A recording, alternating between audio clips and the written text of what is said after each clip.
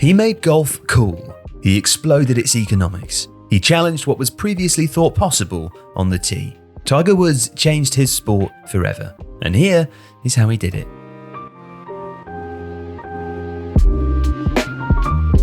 Woods' influence on the game today is very apparent.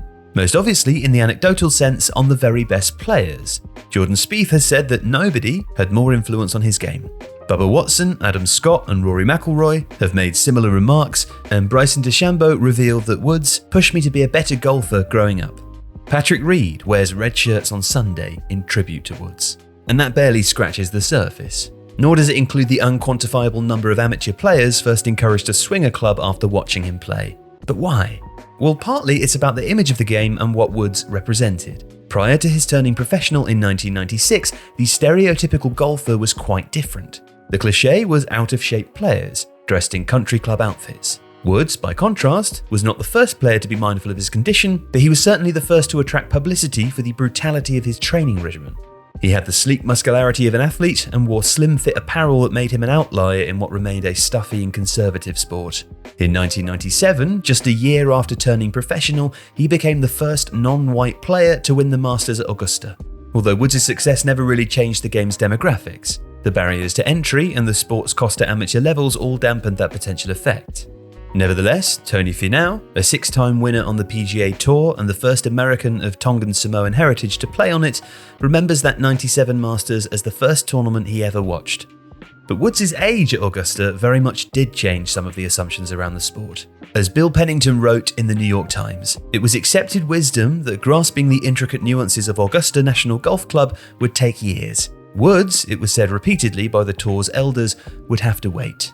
But he didn't. 21 at the time, he blew through the field, winning the tournament by 12 shots and finishing 18 under par. And that changed the perception of golf across the world.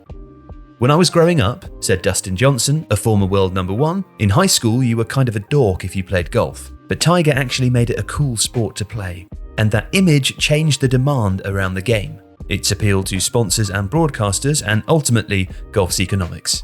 Measuring that impact is imprecise, but for context, in 1996, the year Woods turned pro, only 9 players in the world earned $1 million in prize money or more. The highest earner, Tom Lehman, won just $1.7 million that year.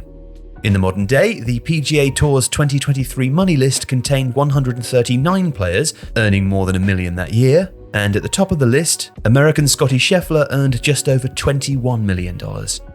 And that surge in sponsorship and prize money can be partially explained by the number of people attracted to the game during Woods' rise and dominance. For instance, the final round of the 1997 Masters, Woods' first major win, attracted a global audience of 43 million viewers, the highest in history.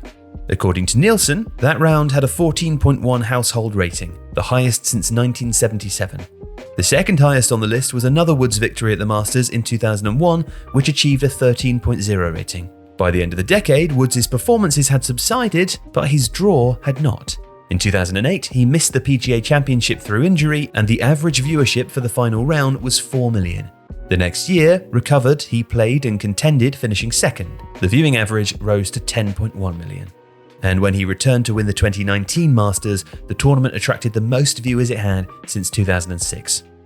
And to nearly capture the influence Woods had had over the course of his career, he took home a winner's check for over $2 million that day.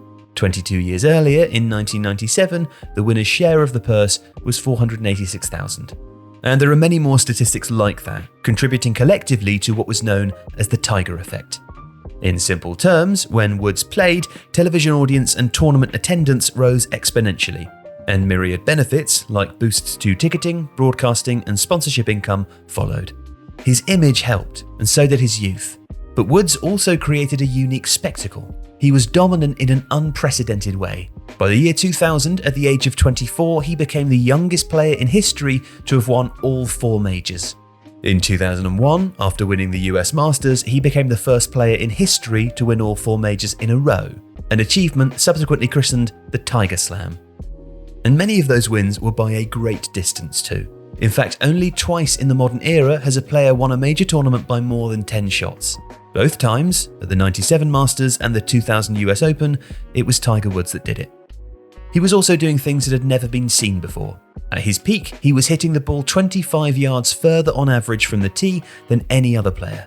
He could strike the ball with unfathomable distance and great accuracy, framing him as a new type of athlete, one both hugely successful but also wildly different. One could argue that he changed the sport in one very measurable way. After his 2001 victory at Augusta, one of the sport theories, or buzz phrases, became the need to tiger-proof courses. In other words, lengthen and toughen them to curb Woods' dominance. In 1990, the Masters course at Augusta National was 6,905 yards in length. Today, it's almost 7,500 yards long.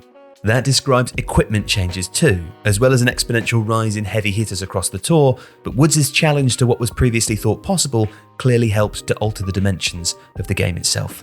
And that is a highly literal measurement. In the figurative sense, from the way players dress to their body shapes and how much they're able to earn, on the course and away from it, Tiger Woods' influence is practically incalculable. If you like this video, please consider subscribing to the channel. The Athletic is home to the best team of sports writers, reporters, and analysts in the world, offering exclusive stories and unrivaled insight. You could try The Athletic for free for 30 days by clicking the link in the description.